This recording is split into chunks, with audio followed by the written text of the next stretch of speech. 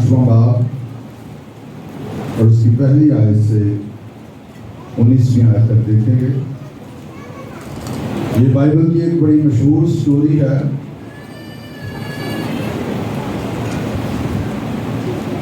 जो लोग चर्च नहीं जाते या कलीसिया से जिनका ताल्लुक नहीं होता,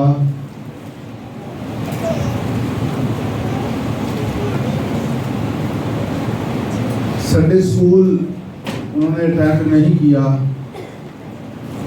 तो बाइबल की उनको बड़ी जो मशहूर कहानियां हैं, जो वर्सेस हैं, वो भी नहीं आती उनको। अरसा दराज से जब हम मुख्तलिफ जगहों पर जाते हैं तो ये हमें देखने को मिलता है। इसलिए अजीजों, पर्सनल बाइबल स्टडी आपके बच्चे घर में भी, चर्च में भी कलाम को सीखने वाले हों, और कलीसिया के साथ आपका जो मजबूत ताल्लुक है, ये बड़ा इम्पोर्टेंट है। अगरचे ये बुनियादी बातों में शामिल है, लेकिन बुनियादें मजबूत हों तो फिर इमारत मजबूत होती है। आमीन। सो नुमान कोड़ी की स्टोरी जो है वो आपने सुनी हुई है। किसने सुनी हुई है? अफकोर्स खुदावंद का शुक्र हो कि यहाँ पर हमारे चर्च में लोग कलाम से वाकिफ हैं। तो इस स्टोरी में से आज हम सीखेंगे खुदावंद हमें क्या सिखाता है। जब भी हम खुदा से दुआ करते, खुदा मुझसे बोल, तो हमने ये भी दुआ करनी, खुदा मैं सुनूंगा। आमीन। Sometimes we want God to speak, but we don't want to listen. कई दफा हम खुदा से कहते, खुदा मुझसे बोल, लेकिन सुनना नहीं चाहते। तो जब हम ये कहें कि खुदा मुझसे बोल, तो फिर ये भी दुआ करनी है अपने लिए कि मैं सुनूंगा। दिस इज वेरी इंपॉर्टेंट, क्योंकि अक्सर व बेशतर मेरे सामने, आपके सामने भी आता होगा, बहुत सारी वो बातें आती हैं किसी के ताल्लुक से, किसी ईमानदार के ताल्लुक से, किसी चर्च फेलो के ताल्लुक से। वही बातें जो यहाँ पर साल हर साल सिखाई जाती हैं, सालों से, उसी के ताल्लुक से बताया जा रहा है कि फलां शख्स की ज़िंदगी में मुझे ये प्रॉब्लम है, फलां शख्स की ज़िंदगी में मैं इस बात से हर्ट हुआ हूँ। या कई दफ़ा डायरेक्टली जो है वो शख्स या खानदान में वही बातें दोबारा से भी नजर आ रही होती हैं जो साल हर साल से यहाँ पर सिखाई जा रही है।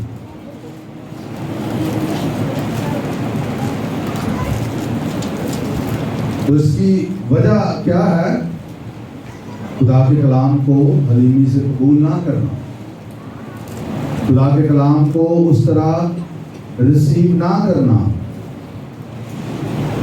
देखिए, गलती आपसे एक हो जाए वो एक फर्क चीज़ है, लेकिन आप एक रवैया अगर अपना लें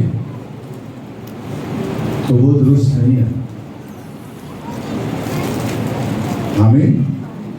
तो अपने लिए लाजमी ये दुआ करें, खुदावन जो तू बोलता मैं सुनूं उसे। कहिए अपने लिए, खुदावन जो तू बोलता है मैं सुनूं। कईयों की आवाज़ नहीं है, कईयों ने नहीं सुना ध्यान, कईयों ने अभी ध्यान नहीं सुना। और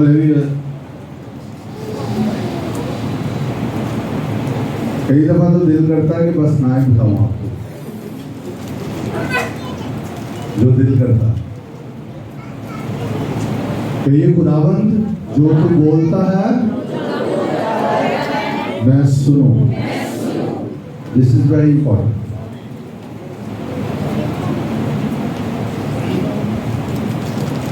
कलाम हमने बहुत सुना है, हो सकता है जो कलाम दोबारा आप सुन रहे हो आपको उससे भी ज्यादा पता हो, क्योंकि आज कलाम की कमी नहीं है। बहुत सारा वर्ड मौजूद है, इंटरनेट भरा हुआ है, चैनल्स हैं, इस वक्त बुक्स हैं, बहुत कुछ मौजूद है। लेकिन चैलेंज ये है कि जो कलाम खुदा करता है, क्या मैं सुन रहा हूँ, क्या मैं उसे कबूल कर रहा हूँ, क्या साल हर साल से सेम चीजों में तो नहीं मैं फंसा हुआ, क्या बार बार खुदा को मुझसे वही बात करनी पड़ रही है और मैं खुदा को अलाउ नहीं कर रहा कि वो मेरी जिंदगी में आए या जाए। जो आना चाहिए वो आए और जो जाना चाहिए वो जाए। तो ऐसा नहीं खुदा चाहता कि हमारी जिंदगी में हो, क्योंकि कलाम को सुनने कबूल करने से हमने तरक्की करनी है, नहीं तो वहीं के वहीं रहेंगे। खुदा तो बोलेगा, अगर हम सुनेंगे नहीं तो क्या होगा, हम वहीं रहेंगे। सुनने से मुराद क्या है, उसको कबूल करना, उस पर अमल करना। जिसके सुनने के कान हो वो सुने। बाइबल में जब सुनने की बात आती है तो इसका मतलब है आपने ओबे करना है, आपने उसकी बात को मानना है। हालेलुया। तो ये जरूर डेली बेसिस पे, रोजाना की बुनियादों पर इस बात को सामने रखें कि आप खुदा के कलाम को सुन रहे हैं, उसको कबूल कर रहे हैं, उस पर अमल कर रहे हैं, या कि ऐसा कि एक और सर्विस, एक और इबादत और यही रूटीन जारी है। ये आपको मजहबी बना देगी ये रूटीन, ये आपके दिल को सख्त कर देगी और ये आपके लिए मुश्किल पैदा कर देगी अगर आप बार बार कलाम को सुन सुन के उसको कबूल नहीं करते। खुदा बोलता है लेकिन आप वहीं पर रहते हैं, तो this is not right. Grow तो आप करेंगे ही नहीं ना, आपके पास नॉलेज आ जाएगा, हो सकता है आप कलाम की बात भी कर लें, but you will spiritually stay the same, you will remain the same, आप आगे नहीं बढ़े। और इसमें जो खतरनाक बात है वो खुदा की बात ना सुनना, पता क्या है, प्राइड। खुदा की बात ना सुनना क्या है, मगरूरी है ये बाइबल के मुताबिक। अगर खुदा बोलता है और हम नहीं सुनते तो ये क्या है, मगरूरी है।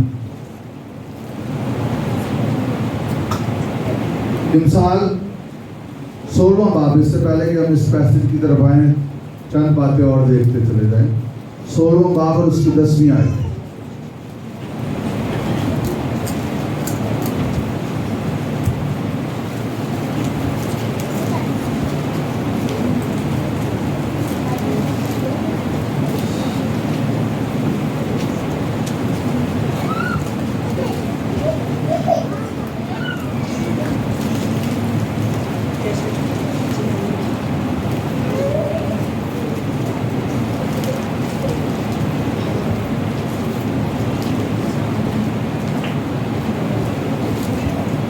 बाब 10वीं आयत, 13वां बाब 10वीं आयत लिखा है, तकब्बर से सिर्फ झगड़ा पैदा होता है। तकब्बर से क्या पैदा होता है, झगड़ा पैदा होता है। जब आपकी लाइफ में मगरूरी आ जाती है तो आप खुदा से ही झगड़ पड़ते हैं। इनफैक्ट फिजिकली तो नहीं, you are not receiving him, आप उसकी बात को कबूल नहीं कर रहे। और 15वें बाब की 33वीं आयत में लिखा, खुदावंद का खौफ हिकमत की तरबियत है, सरफराजी से पहले फरोतनी है। सरफराजी से पहले क्या है, फरोतनी है। और याद रखिए, सरफराजी से पहले फरोतनी है और आपकी तबाही और रसवाई से पहले मगरूरी है। यह भी मिसाल की किताब में लिखा हुआ है। अगर किसी ने रुसवा होना है या किसी ने तबाह होना है या किसी ने गिरावट की तरफ, पस्ती की तरफ जाना है, तो बाइबल कहती है उसकी लाइफ में पहले क्या आएगी, मगरूरी।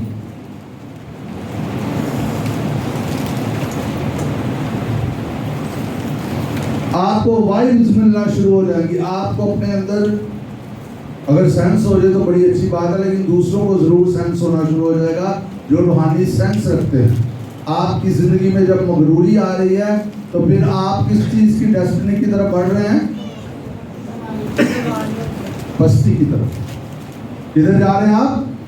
पस्ती की तरफ। आप में से कोई पस्त होना चाहता है? नो, खुदा भी नहीं चाहता आप पस्त हो। इससे पहले कि लूसीफर पस्त होता, गुरूर उसके दिल में समा गया, गुनाह ने उसे पकड़ लिया और वो आसमान से गिरा दिया गया। इससे बेहतर मिसाल कौन सी है बाइबल मुकद्दस में कि आपको मगरूरी कहां पर पहुंचा सकती है? 3 आर्क एंजल्स खुदा ने बनाए थे, मुकर्रम फरिश्ते। मीकाएल जो वॉरियर एंजल है, जबराइल जो मैसेंजर एंजल है, और Lucifer he was the worshipper. वो जब चलता था तो उसकी बनावट ही ऐसे साजों के साथ की गई थी कि जब वो चलता था तो म्यूजिक बजता था। He was so beautiful, वो बहुत खूबसूरत बनाया गया था, लेकिन ये वो भूल गया कि उसको किसने बनाया। और उसने कहा कि मैं खुदा के तख्त से भी अपने तख्त को ऊंचा करूंगा। और कैन यू इमेजिन, 1/3, 1/3 फरिश्ते उसने अपनी तरफ खींच दिए। 1/3 फरिश्तों को उसने ये जो सिन था उनमें इम्पार्ट कर दिया। अकेला ही नहीं गिरा, वो भी साथ गिरे। This is very dangerous. अगर आपने आगे बढ़ना है तो याद रखें, आपकी डेस्टिनी किलर एक जो चीज है वो आपकी मगरूरी है। गरूर आपको गिरा देगा, आपको आगे नहीं जाने देगा। यू विल, वो बचपन से पढ़ते ना, गरूर का सर जीता, कछुआ और खरगोश, है ना, याद है ना आपको स्टोरी? ये सारे बिब्लिकल प्रिंसिपल्स हैं, बाइबली सच्चाइयां हैं। सो मैंने आपको जहां से बात शुरू किया, जो कलाम नहीं सुनता, जो खुदा की बात नहीं सुनता, बाइबल के मुताबिक वो मगरूर है। वो कौन है? मगरूर है। कहिए, मैं खुदा की बात सुनता हूँ और उस पर अमल करता हूँ। हालेलुया। तो आज मैं ये दुआ करता हूँ, सालों से अगर आपने कुछ बातें जो खुदा ने आपसे की हैं, आपने वो नहीं सुनी, नाफरमानी करते रहे हैं, आज हर तरह की मगरूरी इस एरिया में टूट जाए और आप ओबीडिएंट हो जाए। जब हम खुदा की बात नहीं सुनते तो समहाउ हम ये कह रहे होते, खुदावंद तेरे कलाम से ज्यादा जो मेरे वेज हैं वो ज्यादा काम कर सकते हैं। हम ये कह रहे होते, हम अपनी हिकमत को खुदा के कलाम से आगे कर रहे होते। ये वाला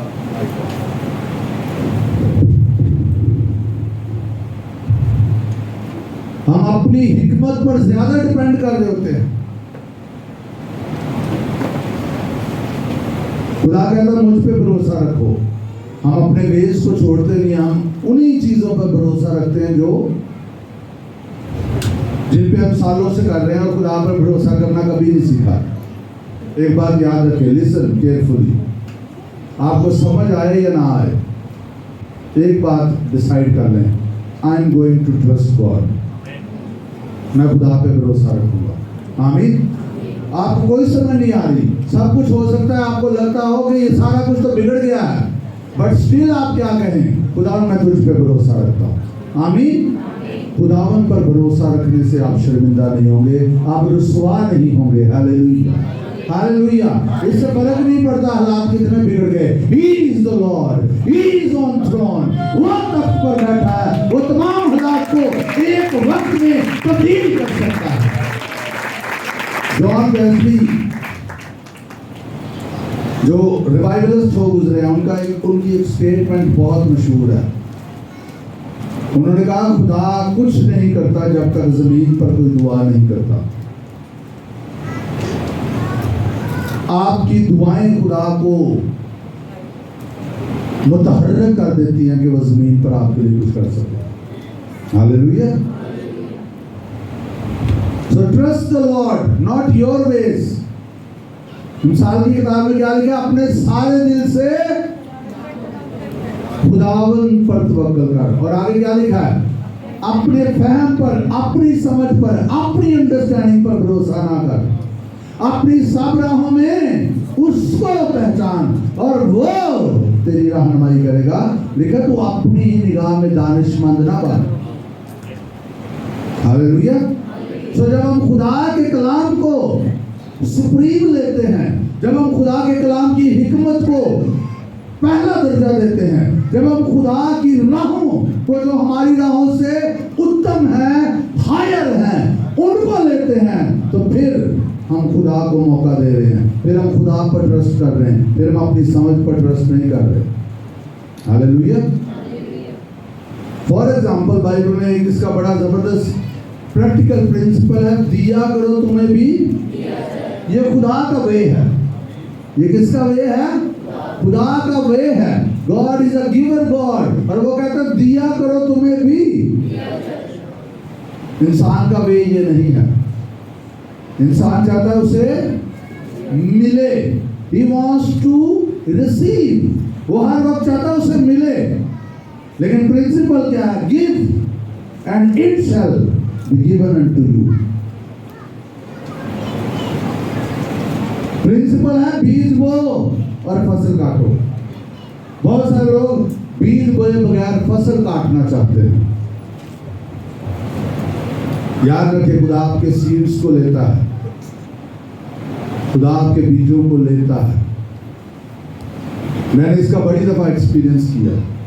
समटाइम्स खुदा आपसे कोई सर्विस, कोई काम करवाता है और फिर आपको खुदा दिखाता है कि देख ये तूने मेरी ओबीडियंस की है, now I am going to bless you with a harvest. मुझे याद है, ये मैं बताना चाहूँगा, मैं सिटी में गया तो वहाँ पर पास्टर साहब मीटिंग्स लेके, जब मैं वहाँ पे लेट गया तो पास्टर साहब ने वहाँ पे नौजवानों को कहा भाई साहब उनको ठोक। मैं कहा नहीं मैं नहीं कटाना, मैं ठीक है। वो बजिद हो गए। वो कहते नहीं भाई साहब तुम लेटो, है जवान था उनको कटिए। मैंने कहा चलो ठीक है। और हम लोग वहाँ पर काफ़ी देर से बैठे हुए थे। We were having good fellowship. और दो नौजवान लड़कों ने मुझे दबाना शुरू कर दिया। मुझे नहीं पता, जब उन्होंने मुझे दबाना शुरू कर दिया, and I am speaking to them the word of God. मैं उनके साथ खुदा का कलाम बोलना शुरू हो गया, शेयर करना शुरू हो गया। और मैरिज के ताल्लुक से, शादी के ताल्लुक से खुदा ने उनसे बोलना शुरू कर दिया। एक की शादी हो गई थी और एक की होने वाली, मुझे नहीं पता था। लेकिन फिर मुझे उस दिन ऑलरेडी इस बात को तो देखा, लेकिन उस दिन खुदा ने मुझे ये बात सिखाई कि ये मैं इनसे सीड ले रहा हूँ and I want to bless them. और खुदा ने उनको हिकमत दी, क्योंकि मुझे पता है शादियों पे सिखाया नहीं जाता, बहुत कम इस पे सिखाया जाता है। अब शुक्र है खुदा का, कुछ लोग सिखाना शुरू हो गए हैं। बस ये होता है कि शादी कर दो फटाफट, मुंडा बड़ा हो गया, कुड़ी बड़ी हो गई तो ब्याह कर दो। Good thing. सिखाना सिखाना कुछ नहीं, कई दफा भैड़ी गल्लां सिखा देनियां ने। कलाम सिखाना ही नहीं है। सो बताने का मकसद यह है कि खुदा बाज़ औक़ात आपसे बीज लेता है। इसलिए जो खुदा बीज ले रहा है उसे खुश दिली के साथ, खालिस दिली के साथ, मोहब्बत के साथ, ऑनर के साथ बोए। खुदा दिल को देखता है, याद रखें। खुदा आपसे कोई काम ले रहा है, कोई चर्च में आपसे काम ले रहा है, कोई किसी की खिदमत खुदा आपसे कोई करवाना चाहता है, किसी की हेल्प करवाना चाहता है। आपकी छोटी छोटी सर्विसेज, आपके छोटे छोटे सीड्स, आपकी हार्वेस्ट, आपकी फसल के लिए खुदा चाह रहा आप बोते जाए। लेकिन अगर आप और नजरिए से करेंगे, फिर आपने अपने सीड को पहले ही मार दिया। इसलिए लिखा जो कुछ करो किसके लिए करो? खुदा के लिए। आमीन। कोई आपको देख रहा है या नहीं देख रहा? जो आपको खुदा ने काम दिया, चाहे वो छोटा है या बड़ा है, इससे फर्क नहीं पड़ता। फर्क इससे पड़ता है ये खुदा ने आपको दिया, उसको एक्सीलेंसी के साथ ये जान के कि खुदा के लिए कर रहे हैं। बी वेरी रिस्पॉन्सिबल जो खुदा ने आपको काम दिया। आमीन। लोगों को खुश करने के लिए नहीं, दिखावे के लिए नहीं, अनटू द लॉर्ड, खुदावंद के लिए। हालेलुया। और जब आप खुदावंद के लिए करेंगे, याद रखिए वो पोशीदगी में देख रहा है, वो आपके दिल की पोशीदगी में आपकी नीयत से वाकिफ है, और वो आपके दिल की नीयत के मुताबिक आपको बदला देगा। हालेलुया। आपके दिल की नीयत के मुताबिक आपको बदला मिलेगा। इसलिए बाइबल में लिखा, अपने दिल की क्या कर, खूब हिफाजत कर। He sees your heart. वो आपके दिल को देखता है। एक दूसरे से कहिए, वो आपके दिल को देखता है।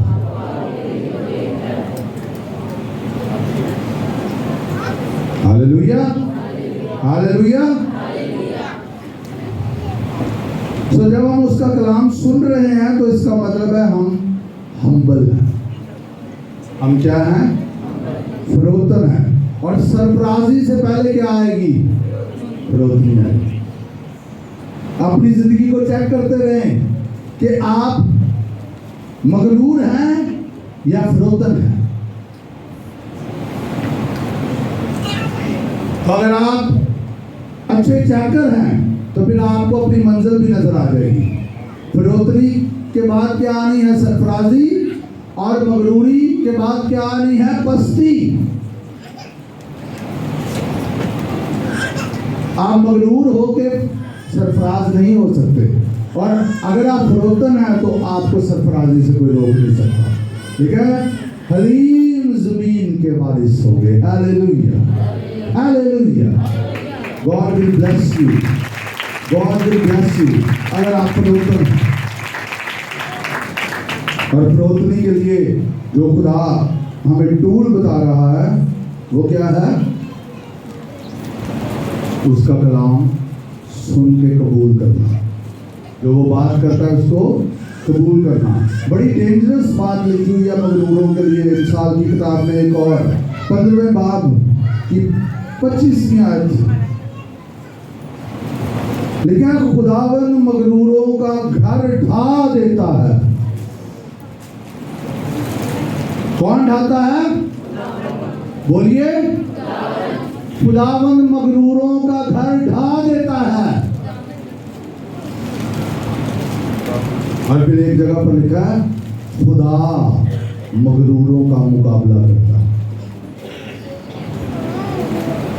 This is very dangerous. It's a demonic spirit. तो कभी भी अपने लफ्जों को, अपने एक्शंस को, अपने रवैयों को, अपने मोटिव्स को मगरूरी की तरफ राग़िब ना होने दे, ना जाने दे। Be humble, be humble. हमेशा हम्बल रहे, क्योंकि one of the greatest destiny killer sin is pride. आपको जिस काम के लिए खुदा ने बुलाया है, उस काम को तबाह करने के लिए जो एक खतरनाक गुनाह है वो मगरूरी है, वो गरूर है, वो तकब्बर है।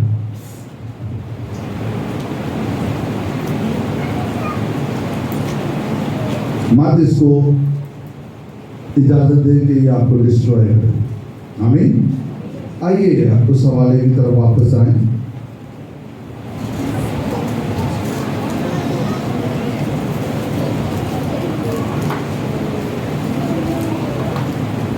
लिखा है शाह राम सलातीन की दूसरी किताब 5वां बाब पहली आयत से पढ़ रहा हूं। और शाह आराम के लश्कर का सरदार नुमान अपने आका के नजदीक मुअज़्ज़ज़ व मुकर्रम शख्स था। He was very respectable person before his master। बादशाह के सामने ये जनरल जो था वो नहायत काबिल एहतराम था। क्यों? क्योंकि खुदावंद ने, कहिए खुदावंद ने, बुलंद आवाज से कहिए खुदावंद ने। अब ये गैर कौम का शख्स है, कौन है? लेकिन क्या लिखा है? क्योंकि खुदावंद ने उसके वसीला से आराम को फतह बख्शी थी। वो जबरदस्त सूरमा भी था लेकिन कोड़ी था। लफ्ज इस्तेमाल हुआ लेकिन कोड़ी था। यहां पर बहुत सारी बातें जल्दी जल्दी कवर करते हैं। नंबर 1, अगर ये गैर कौम से था और ये बड़ी बड़ी फतूहात हासिल कर रहा था, लेकिन कौन इसको फतह दे रहा था? खुदावंद दे रहा था। कौन इसको फतह दे रहा था? खुदावंद। दूसरी बात, ये बहुत काबिल एहतराम था।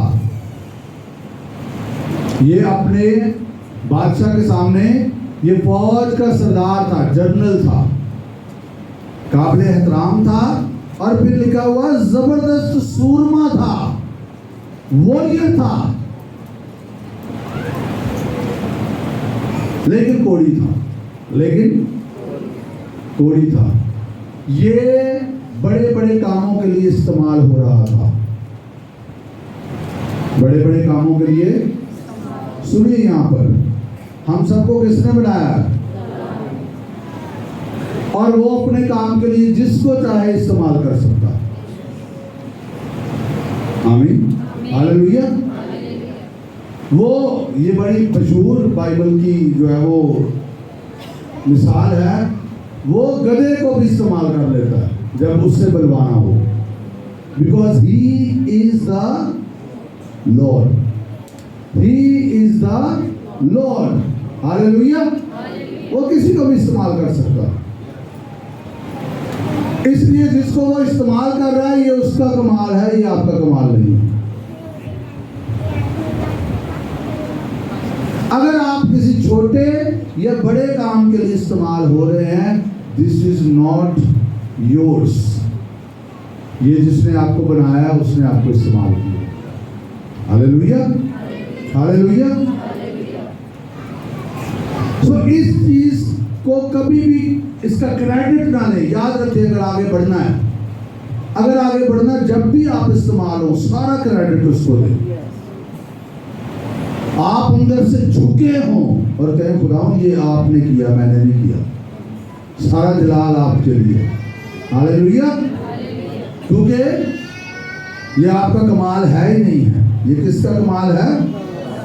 खुदा का। और इस स्टोरी में हमें ये बिल्कुल खुल के पता चल रहा है।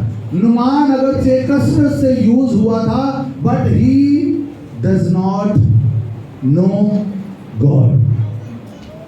वो खुदा को नहीं जानता। और ऐसा मुमकिन है कि बहुत सारे लोग बड़े कसरत से इस्तेमाल भी हो रहे हों, लेकिन वो खुदा को ना जानते। And this is very dangerous. ये बड़ा खतरनाक है कि आप इस्तेमाल हो रहे हो और आप खुदा को ना जानते। You don't have any encounter with God. आपका खुदा के साथ कोई इनकाउंटर नहीं है। You don't have the encounter with the love of God. लिखा जो मोहब्बत में नहीं चलता वो खूनी है।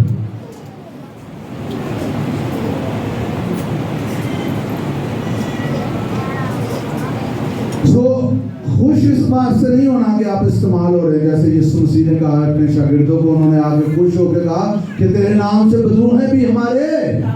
तो यीशु ने क्या कहा? Very good. ये कहा, क्या कहा? इस बात से खुश ना हो। ये लिखा हुआ है, इस बात से खुश। हम जल्दी से आगे पढ़ना शुरू कर देते हैं, और ये तो पहले ठहरे। लिखा इस बात से खुश। और बहुत सारे लोग इतनी ही खुश हुई जान रहे हैं।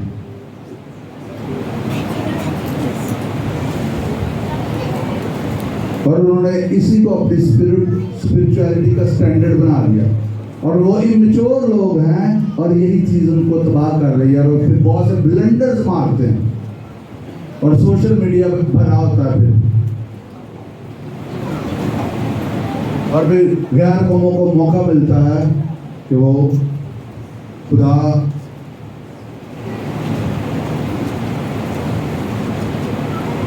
की कलीसिया के खिलाफ बात कर सके, क्योंकि वो समझते हैं ये उन्होंने किया।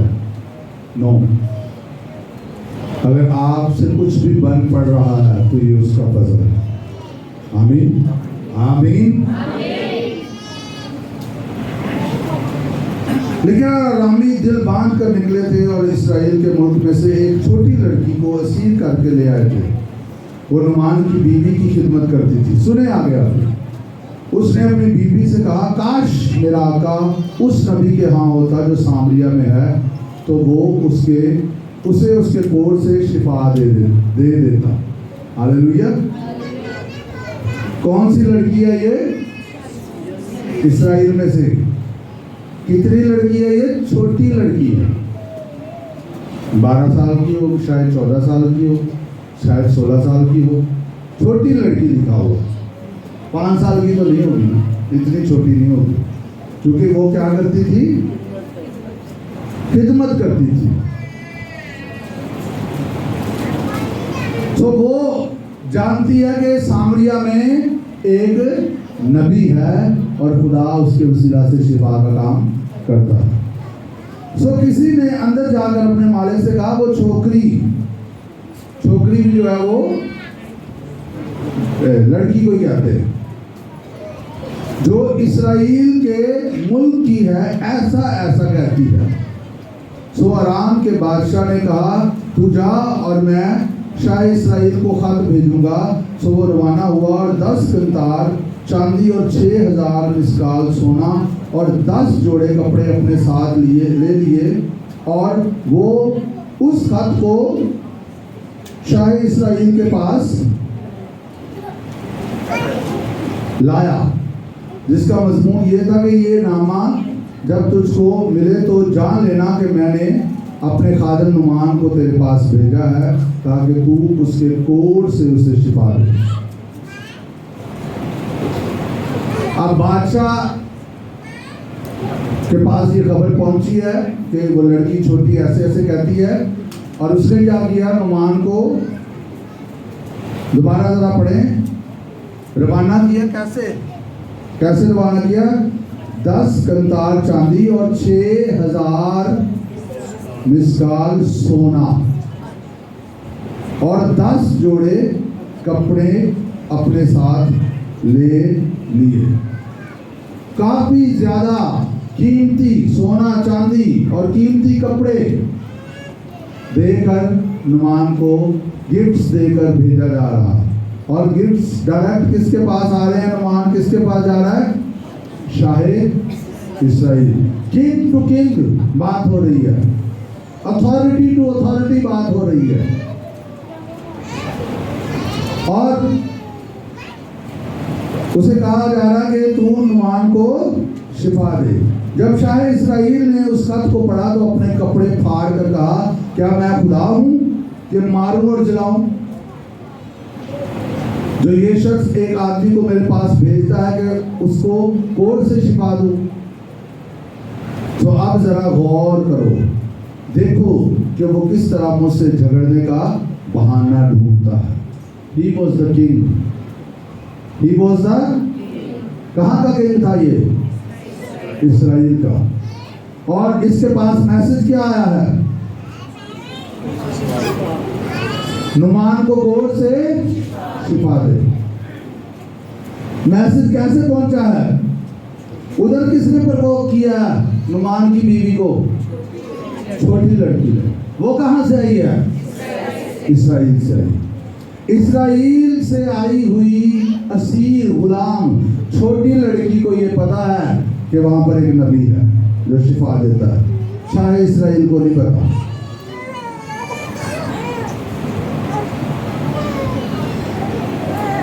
यहाँ पर आप एक मगरूरी और हम्बलनेस की पिक्चर भी देख सकते हैं।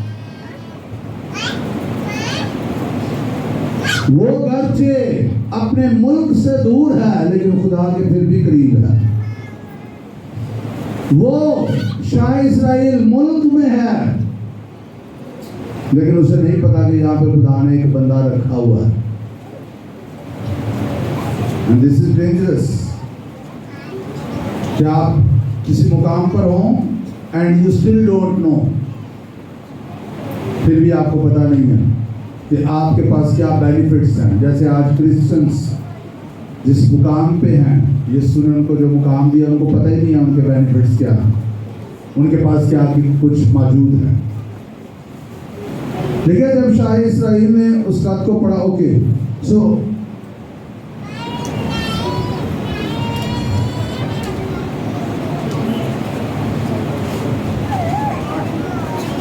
आठवीं आयत पढ़ते हैं।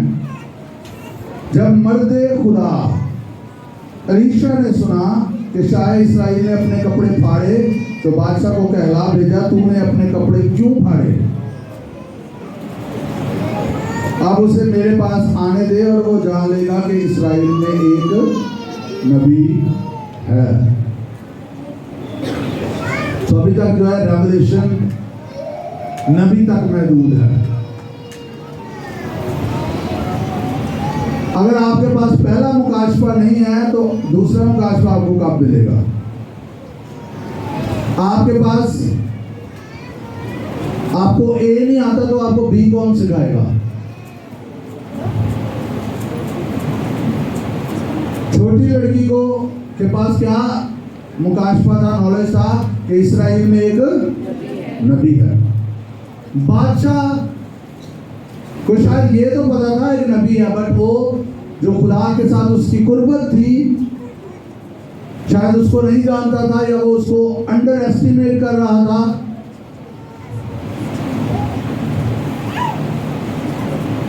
क्योंकि इससे पहले हिस्ट्री में कोई वाकया नहीं है कि कोई कोड़ी उसने शिफा पाई हो। इससे पहले कोई कोड़ी उसने शिफा बिब्लिकल हिस्ट्री में यहाँ पर हमें नहीं मिलता कि उसने शिफा पाई हो, मां सिवाय जब मरियम पर कर्ज किया गया था क्योंकि उसने मूसा के खिलाफ बात की थी,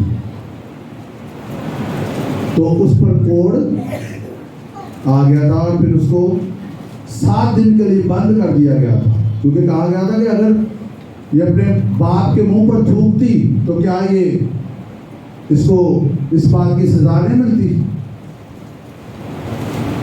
और फिर डेफिनेटली खुदा ने उसको शिफा दी। दैट शी वाज नॉट, वो इस बीमारी में मुब्तला नहीं थी, वो अंडर कर्स आ गई थी, इसलिए इसको इस तरह नहीं देखा गया। बहरहाल ये फर्स्ट कोड़ी है जो शिफा के लिए इस्राएल के मुल्क में आराम से भेजा जाता है। सो बादशाह को इस बात का नॉलेज नहीं है कि उसके पास क्या एसेट है। उसके मुल्क में खुदा ने एक प्रॉफिट को रखा। बहरहाल प्रॉफिट ने उसे कहला भेजा कि उसे मेरे पास भेज दे, ताकि क्या लिखा है, ताकि वो जान ले और वो जान लेगा कि इस्राएल में एक नबी है। बादशाह को भी यही पैगाम दिया गया, तो पहले ये वाला मुकाशफा हासिल कर जो छोटी बेटी के पास है कि इस्राएल में एक नबी है। अब अगली बात है, अब मुकाशफा आगे जाने लगा है। सो नुमान अपने घोड़ों और रथों समेत आया और एलीशा के घर के दरवाजे पर खड़ा हुआ। कहां पर खड़ा हुआ? दूर नहीं, कहां पर? घर के। कहां से आया है? आराम से आया है। कौन है? फौजी जर्नल है। किसने भेजा है? आराम के बादशाह ने, और वो एलीशा के दरवाजे पर खड़ा हुआ है। और एलीशा ने एक कासद की मार्फत कहला भेजा, जा और यरदन में 7 बार गोता मार तो तेरा जिस्म फिर बहाल हो जाएगा और तू पाक साफ होगा। ओके, एलीशा नहीं गया दरवाजे पे। एलीशा नहीं गया, किसको भेजा? उसने एक कासिद को, एक पैगाम देने वाले को भेजा कि जा उसको जाके क्या यरदन में 7 बार गोता मारे तो तेरा जिस्म बिल्कुल बहाल हो जाएगा और तू पाक साफ होगा। What is this? ये क्या है? एक इतना बड़ा जर्नैल बादशाह की तरफ से भेजा गया है। उसके मुल्क का बादशाह इतना परेशान हो गया, उसने अपने कपड़े फाड़ लिए कि ये तुम जंग का बहाना ढूंढ रहा है, और वो आपके डोर पर आता है and you don't visit him. आप उसको मिलते ही नहीं है।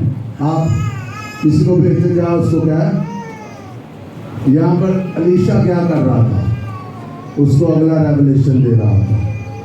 ध्यान से सुनिए, जो ओबीडियंस के बाद आता है। पढ़ते हैं मैं, और कईयों को पहले ही पता चलना शुरू हो जाएगा स्पिरिट में। आप इसको पढ़ते हैं, आगे बढ़ते हैं। पर नुमान नाराज होकर चला गया और कहने लगा, मुझे गुमान था, मैंने तो ये सोचा था कि वो निकल कर जरूर मेरे पास आएगा और खड़ा होकर खुदावंद अपने खुदा से दुआ करेगा और उस जगह के ऊपर अपना हाथ इधर उधर हिलाकर कोड़ी को छिपा देगा। अब उसने कुछ और ही इमेजिन किया हुआ था। जैसे कई लोग जो है ये इमेजिन कर लेते हैं कि खुदा ऐसे काम करेगा। खुदा कैसे काम करेगा आपने नहीं उसको बताना, उसको पता है उसने कैसे काम करना। उसने आपकी जिंदगी में काम करना है। इससे पहले कि वो आपके बाहर काम करे, वो आपके अंदर काम करेगा। हम चाहते बाहर हो जाए, अंदर ही खैर काम होना चाहिए साड़ा, भावे जादूगर को हो जाए। आप नहीं ये चाहते, लेकिन कुछ ऐसे लोग हैं जो दरबारों पे जाते हैं, जो घूमते ही रहते हैं, अपने आप को कभी तब्दील करने की कोशिश नहीं करेंगे। चर्च बाय चर्च भी जाएंगे, खादम एक नहीं छोड़ेंगे, पर खुद नहीं अपने आप को तब्दील करेंगे।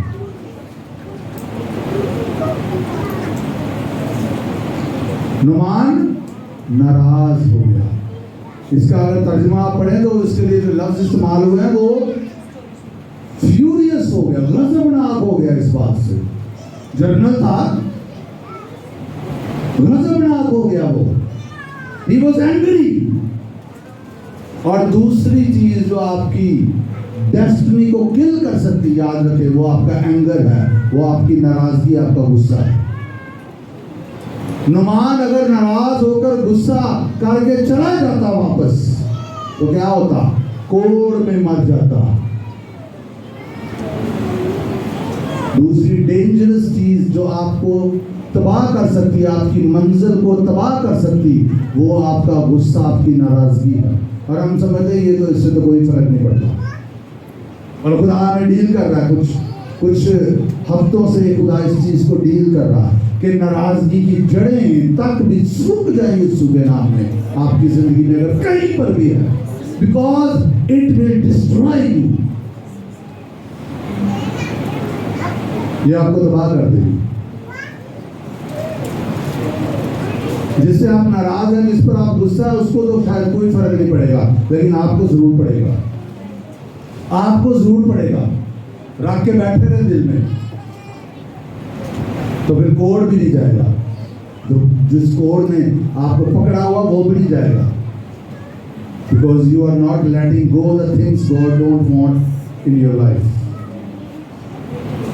आप उन चीजों को जाने नहीं दे रहे जो खुदा चाहता है कि आपकी जिंदगी में से निकले। तो वो नाराज होकर चला गया और कहने लगा कि मुझे तो ये गुमान था। और आगे उसने क्या कहा? क्या दमिश्क के दरिया अबाना और फरफर इस्राएल की सब नदियों से बढ़कर नहीं है? It was his pride. क्या मैं उनमें नहाकर पाक साफ नहीं हो सकता? It was not the matter of river. ये दरिया की बात नहीं थी, ये ओबीडियंस की बात थी। हालेलुया। ये जगह की बात नहीं थी, ये बात थी जो खुदा का नबी, खुदा का खादम, खुदा के मौसम में उसको कह रहा है, खुदा की रहनुमाई में उसको कह रहा है। और मैं अक्सर ये बात कहता हूँ, मैं अपनी फैमिली में भी कहता हूँ, चर्च में भी मैं कहता हूँ कि जो खुदा का अनॉइंटेड है, उसके मुंह से जो अल्फाज निकलते हैं, डोंट उनको ऐसे ही ना लें। कई दफा उसको भी नहीं पता होता, खुदा प्रैक्टिकली उसके मुंह से बुलवा रहा होता। जैसे सरदार काहन ने यीशु मसीह के लिए कहा कि उम्मत के लिए एक शख्स का मरना जरूरी है, हालांकि वो उसको पता भी नहीं है, लेकिन लिखा है वो नबूवत से सरदार काहन की पोजीशन जो उसको दी गई थी उसमें ये कह रहा था।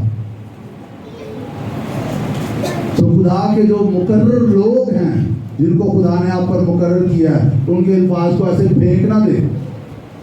मैंने देखा लोग जो खुदा के लोगों से मशवरत लेने आते हैं, उनको मशवरा दिया जाता है और नहीं करते, बाद में नुकसान उठाते हैं। और ये मुश्किल है, सबमिशन में रहना मुश्किल है, याद रखिए। लेकिन मैं आपको बताऊं, अगर आप सबमिशन में रहेंगे नहीं, आपको नुकसान होगा, आपको नुकसान होगा।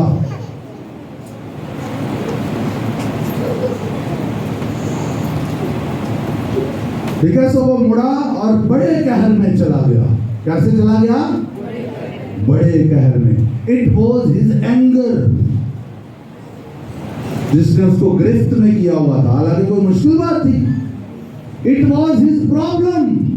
आप सुने ध्यान से, आप लिखा वो मोसेस था, इज्जतदार था, सूरमा था, उसने आराम में बड़ी जंगें लड़ी थी और जीती थी। ध्यान से सुने, पॉसिबल है कि आप पब्लिकली बहुत ज्यादा फ्रूटफुल हो, लेकिन प्राइवेटली आप अपने किसी ना किसी कोड के साथ डील कर रहे हो।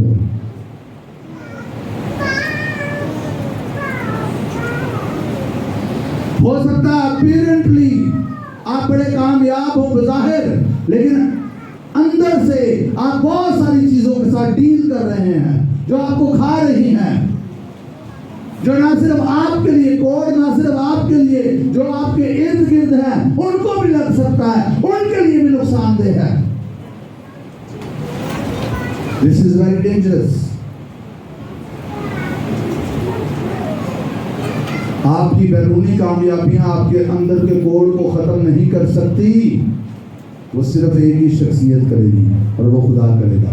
और कई जगहों पर आपकी और मेरी हालत नुमान जैसी हो सकती है कि हम कुछ जगहों पर तो बड़े कामयाब हैं, लेकिन समहाउ कहीं ना कहीं हम प्राइवेटली कुछ डील कर रहे हैं जो हमारे लिए डेंजरस है, जो हमें बर्बाद कर सकता है, जो हमारी डेस्टिनी को किल कर सकता है।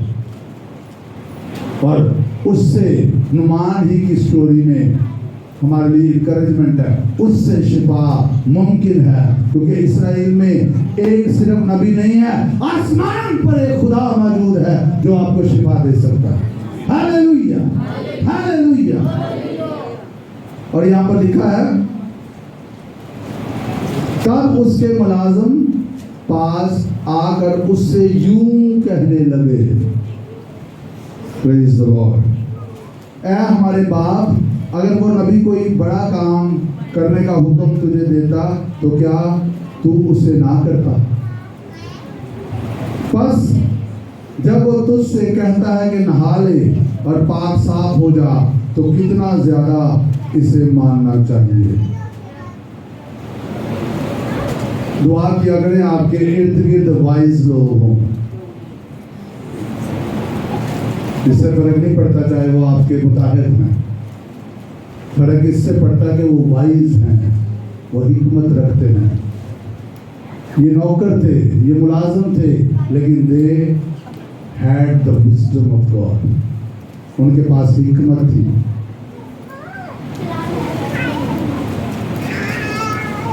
जो लोग आपके इर्द गिर्द हैं, ध्यान से सुने, जिन लोगों के आप बड़े करीब हैं, उन्होंने आप पे असर करना ही करना है। देख ले कि इनके करीब हैं आप।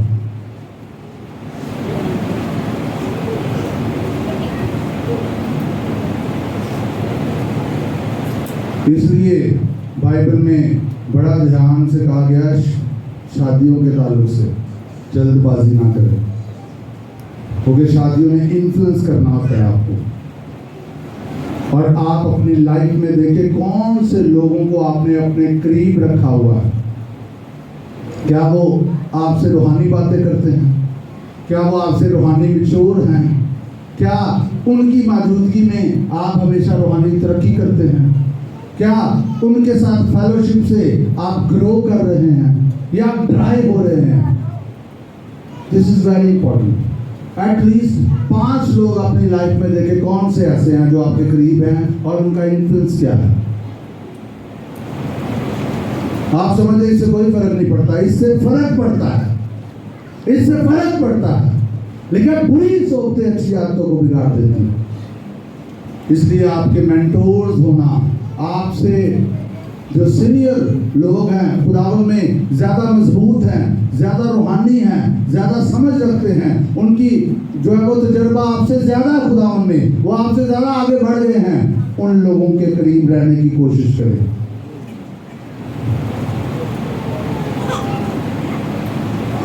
आमीन। और कई दफा इसलिए मुश्किल होता है उन लोगों के करीब रहना क्योंकि वो आपको चेक करते हैं, वो आपको करेक्ट करते हैं। और बहुत सारे लोग they don't want to listen, वो नहीं चाहते कोई उनको बताए, कोई उनको करेक्ट करे, वो कभी सबमिसिव नहीं होंगे। और याद रखिए, आपने नहीं सबमिसिव होना, you will remain the same, आप ग्रो नहीं करेंगे, आप आगे नहीं बढ़ेंगे।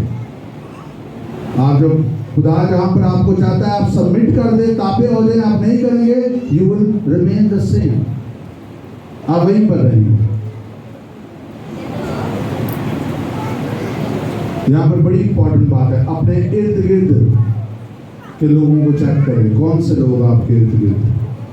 नफरत हमने किसी से नहीं करनी, लेकिन करीब किसके होना है ये आपने डिसाइड करना।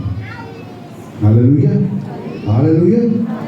सो क्या लिखा, तब उसने उतर कर मर्दे खुदा के कहने के मुताबिक यरदन में 7 गोते मारे। कितने गोते कहा गया था? 7। और हो सकता है जिस तरह का उसका रवैया था कि एक गोता मार के कहता हो गया हमें क्या ना कुछ नहीं आया, मैं नहीं मारने को, और खादम उसको कह नहीं नहीं आप देखिए अभी आप एक और तो गोता ले लो, देखिए अभी फर्क पड़ जाएगा। फिर दूसरा मार के वो कहता है यार कुछ नहीं है। और यहाँ पर एक और पॉइंट है जो आपकी डेस्टिनी को किल कर सकता है, आपकी लेजीनेस। कहिए लेजीनेस, सुस्ती, पूरा काम में नहीं करना। 7 कहा गया है नहीं, एक और भी जगह पर एक हवाला देखते जाएं ताकि फिर इसको क्लोज करें हम। इसी सलातीन की दूसरी किताब की 13वें बाब को जरा जल्दी से देखें, मैं जल्दी से पढ़ता हूँ। 13वें बाब की 14वीं आयत लिखा है, और अलीशा को वो मर्ज लगा जिससे वो मर गया, और शाह इस्राइल युआस उसके पास गया और उसके ऊपर रो कर कहने लगा, ऐ मेरे बाप, ऐ मेरे बाप, इस्राइल के रथ और उसके सवार। और अलीशा ने उसे कहा, तीर और कमान ले ले। तो उसने अपने तीरों कमान ले लिया, अपने लिए तीरों कमान ले लिया। फिर उसने शाह इस्राइल से कहा, कमान पर अपना हाथ रख। तो उसने अपना हाथ उस पर रखा, और इस अलीशा ने बादशाह के हाथों पर अपने हाथ रखे और कहा, मशरक की तरफ की खिड़की खोल। तो उसने उसे खोला। तब अलीशा ने कहा, तीर चला। तो उसने चलाया। तब वो कहने लगा, ये फतह का तीर खुदावंद का, यानी आराम पर फतह पाने का तीर है, क्योंकि तू अफीक में अरामियों को मारेगा यहाँ तक कि उनको नाबूद कर देगा। फिर उसने कहा, तीरों को ले। तो उसने उनको लिया। फिर उसने शाह इस्राइल से कहा, जमीन पर मार। तो उसने 3 बार मारा और ठहर गया। तब मर्दे खुदा उस पर गुस्सा हुआ। क्या लिखा है? मर्दे खुदा उस पर और कहने लगा कि तुझे 5 या 6 बार मारना चाहिए था। तब तू अरामियों को इतना मार ताकि उनको नाबूद कर देता। तब तू अरामियों को इतना मारता कि उनको नाबूद कर देता। पर अब तू अरामियों को फकत 3 बार मारेगा। जो काम हमें खुदा कहता है हमने उसमें सुस्ती नहीं करनी। आपकी डेस्टिनी बर्बाद हो जाएगी, तबाह हो जाएगी, आप वो विक्ट्री हासिल नहीं करेंगे अगर आप सुस्ती करेंगे।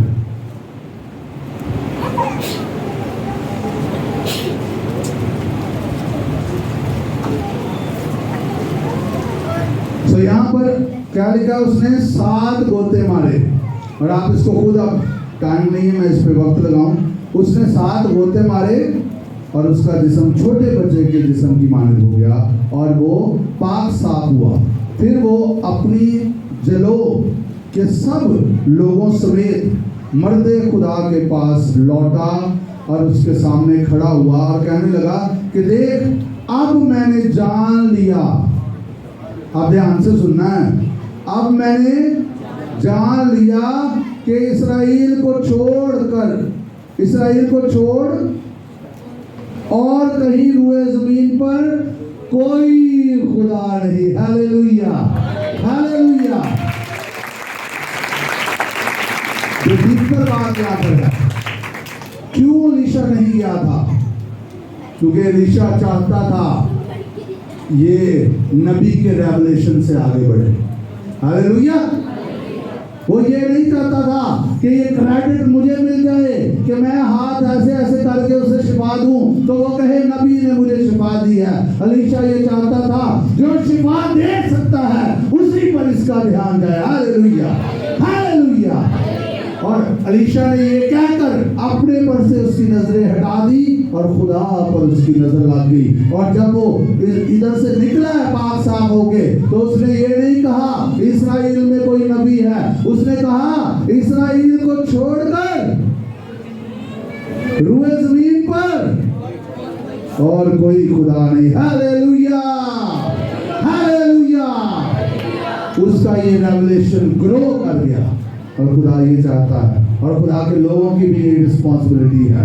Man of God, woman of God की ये रिस्पॉन्सिबिलिटी है। जब वो हमारे पास आए, they must come to us with expectation. लेकिन हमने यहाँ पर उनको रोक नहीं लेना, हमने जो सोर्स है उधर उनको डायरेक्ट करवा देना। Hallelujah, hallelujah.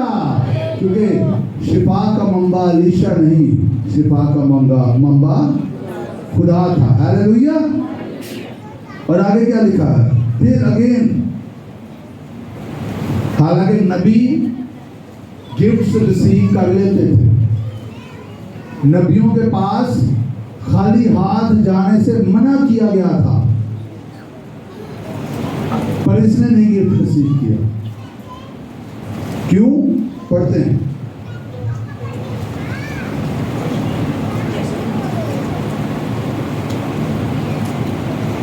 इसलिए अब कर्म फरमाकर अपने खादम का हदिया कबूल कर।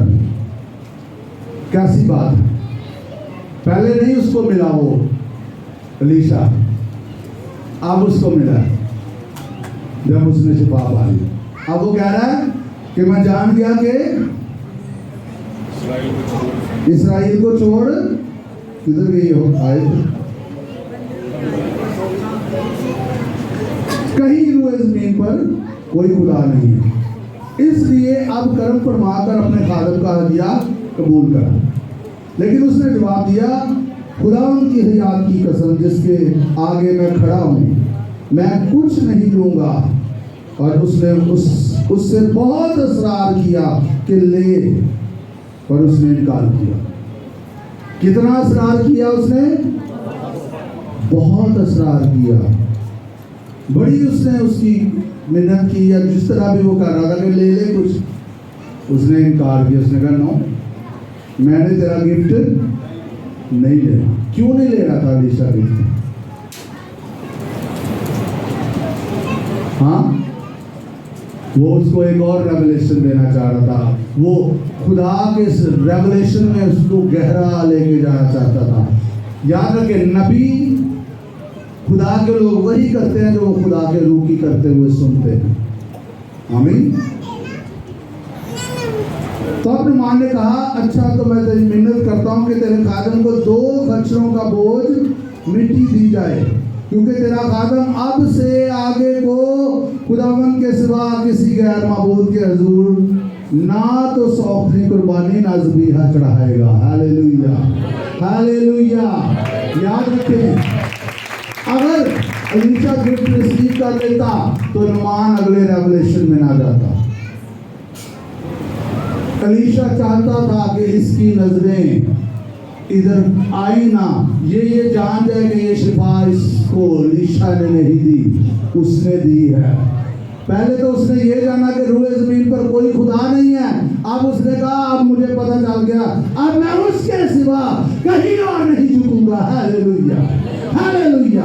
और उसने मिट्टी मांग ली कि मुझे मिट्टी दे, कि मैं वो कहीं पर भी उसने जो जगह बनानी थी वहां पर, ताकि वो किसके हजूर झुके? जिंदा खुदा के हजूर, किसी गैर माबूद के हजूर वो ना झुके। याद रखें, खुदा के लोगों की रिस्पॉन्सिबिलिटी है कि खुदा जिन लोगों को उनके पास लेके आता है वो उनको डीपर रेवलेशन में लेके जाए। आमीन, हालेलुया। और एलीशा ने यही किया। लोगों को भी इस बात की पूरी समझ होनी चाहिए कि जो जहाँ जहाँ पर खुदा ने रखा है उसको वहाँ पर वैसे ही लें जैसे खुदा ने रखा है। Then you will receive, फिर आप रिसीव करेंगे। आमीन, क्योंकि हमारी मंजिल खुदा है। आगे लिखा है, पर इतनी बात में खुदावन तेरे खादम को मुआफ करे कि जब मेरा आका प्रस्तिश करने को रमून के मंदिर में जाए और वो मेरे हाथ पर तकिया करे और मैं रमून के मंदिर में सरनगू हूँ, तो जब मैं रमून के मंदिर में सरनगू हूँ तो खुदावन इस बात में तेरे खादम को माफ़ करे। उसने उसे कहा सलामत जा। सो वो उससे रुखसत होकर थोड़ी दूर निकल गया। आगे फिर और स्टोरी शुरू हो जाती है, उसकी तरफ हम नहीं जाएंगे। अगर खुदावन ने चाहा तो शायद नेक्स्ट संडे हम उस पर बात करेंगे। अभी यहाँ तक जो बात है, अपनी लाइफ में किसी तरह की मगरूरी को, गुस्से, नाराज़गी को और किसी तरह की भी सुस्ती को ना रहने दें, ताकि जहाँ पर खुदा आपको पहुँचाना चाहता है आप पहुँच जाएं। आप जितनी भी फतूहात हासिल कर रहे हैं, अगर कहीं पर भी इनरली आप किसी कोड़ का, किसी मुश्किल का, किसी मुसीबत का सामना कर रहे हैं, तो खुदा की रिहाई देने वाली, शिफा देने वाली कुदरत आपके लिए मौजूद है। आमीन। आइए अपनी आंखों को बंद करें, अपने सरों को खुदा के हजूर झुकाएं और फिर से अपने आप को और ज़्यादा खुदा के हजूर पेश कर दीजिए। Thank you ji.